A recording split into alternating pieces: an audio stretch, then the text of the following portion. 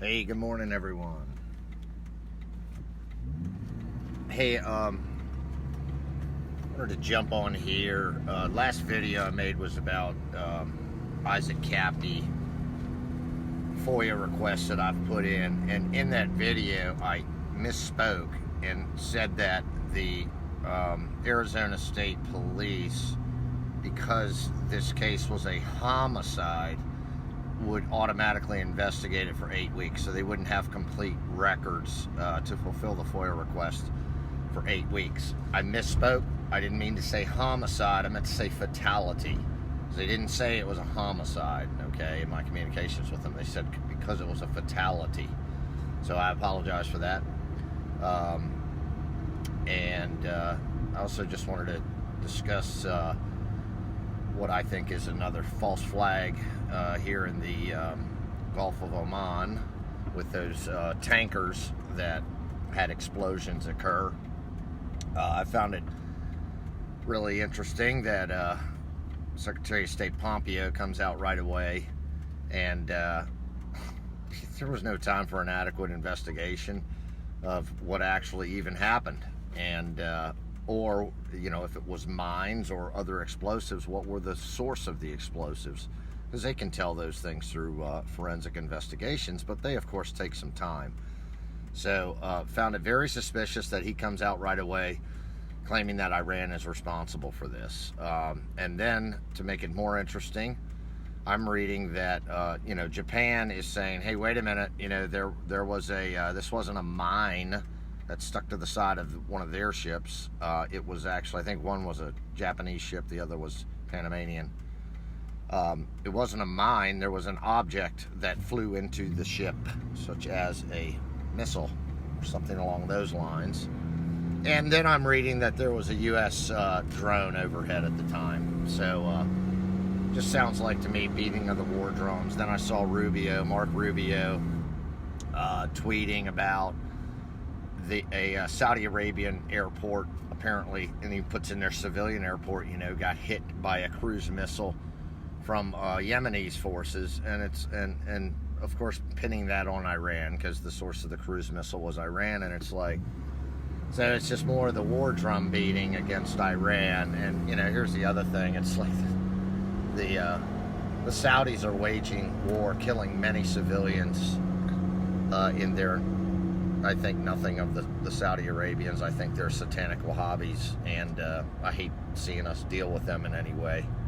It's dealing with the devil, but the war that they're waging against the Yemeni people.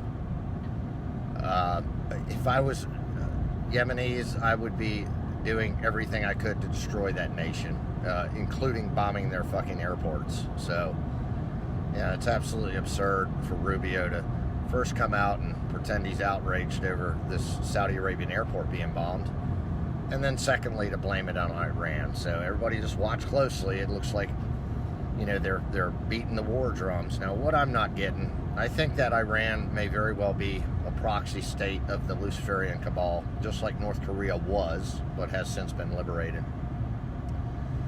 And I'm all for taking down that proxy state, taking it out of the control of the Luciferian cabal, not taking down the state as in against the Iranian people.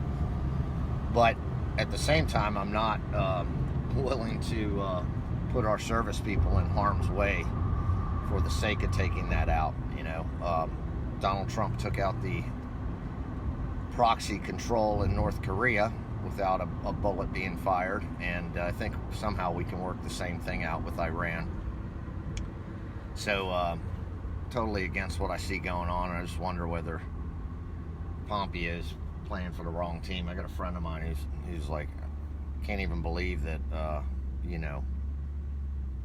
that this guy's, that Trump employs this guy, first the CIA director and now Secretary of State. So I'm starting to go along with him, especially after seeing him.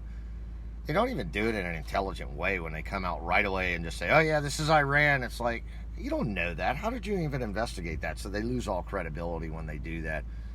So, keep your eyes wide open on that, folks. And then I was reading about the Keith Raniere's little nasty child trafficking sex cult the hearing, the trials continue on that. And these folks were bundling money for Hillary Clinton's campaign efforts, giving her large sums of money.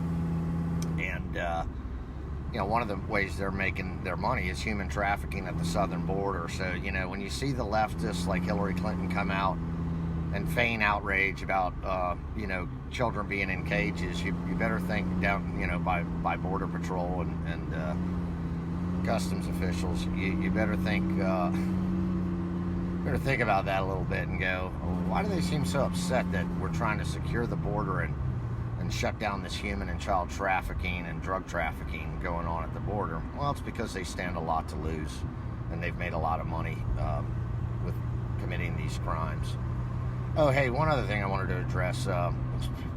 People always mention this when I post on YouTube, because a lot of times I do when I'm driving, make videos when I'm driving. Just prefer to. To me, it's a good use of otherwise dead time. And that, as you can see, when I'm driving and I'm looking at the road. To me, this is no different than me having a telephone conversation, which I usually just put my phone on speaker. It's the only way I can hear it properly, and talk with another person while I'm driving. So I'm still very focused on my driving, and just ask yourself, can you have a telephone conversation while you're driving and still drive competently? You know what? I'm going to shoot up here to the store. And I think the answer to that for most people is yes, and I'm certainly capable of that. So please don't worry about that. You don't have to mention it every time I do a video that, I shouldn't be doing a video while I'm driving. Anyhow, what else is going on? Anything good? Oh, PG Gate Howie and I will be up in DC along with some other friends over the July 4th weekend. I mentioned that. I'm expecting big things, and this is primarily because I heard one of Donald Trump's staff folks saying that Donald Trump was showing an extreme amount of enthusiasm about this event, an unusually high amount of enthusiasm.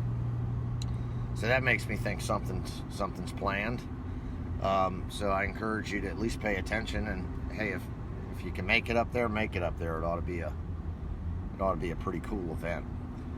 So anyway, for the most part, though, I just wanted to jump on, make that correction that I misspoke, and that the Arizona Department of Public Safety, the state police, did not say the Isaac Cappy case was a homicide. They said it was a fatality. So I apologize for that misspoke. I wasn't even thinking homicide, really. I was thinking fatality, but homicide came out of my mouth. I guess that's the first word I could come up with that was similar to fatality.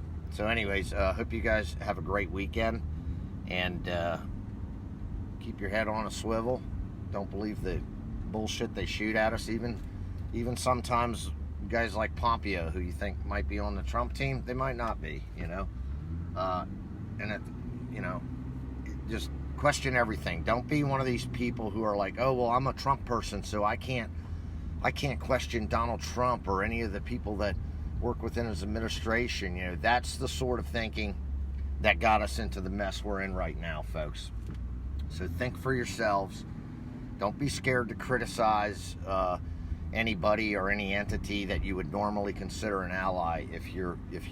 It's healthy to question, their motives, to question their actions, to question their words. That is healthy, and that's all a part of the free expression in this country that keeps this country great. So don't be afraid to do that, because otherwise you're engaging in groupthink.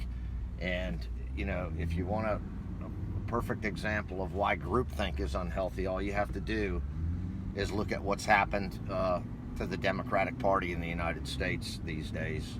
It's just the groupthink that we see going on there is horrific, and really it just leads to a collective insanity, because these folks are the stuff that what was the Congresswoman said the other day on the floor of the Congress? All these sex-starved, anti-abortionists, something along the sex-starved men. She clarified men, and it's like, really?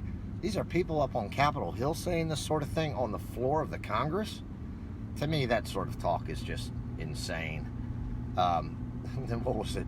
I saw Kamala Harris come out and, now she's pushing for reparations, and, her family's from Jamaica, and, Jamaica had slavery. It was a part of the British Empire. And it's like, well, if you believe in reparations for Jamaican slaves, why don't you go talk to the Jamaican government, Anyhow, I hope y'all have a great weekend, and love y'all, and take care. Bye.